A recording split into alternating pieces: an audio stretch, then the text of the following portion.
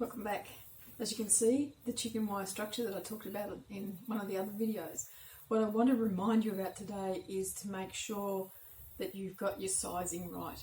This particular design that I'm starting to throw together to get an idea of where I want to do placements needs to be 60 centimetres, and already I know that the sides are over, and the beauty of the chicken wire is that I can adjust that, but I'm very close to the edges with the Gymea stalks. I didn't want to cut them in the end because I like them that length. It's a useful length for me for all sorts of things.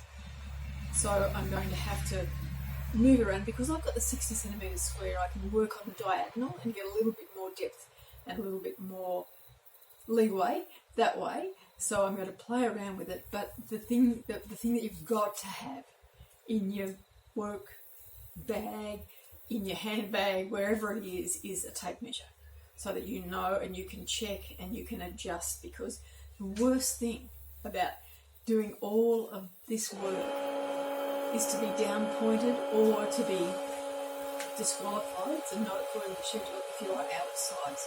So check your sizing before you walk away from the competition area, and make sure that you're comfortably within the size that's allocated to you.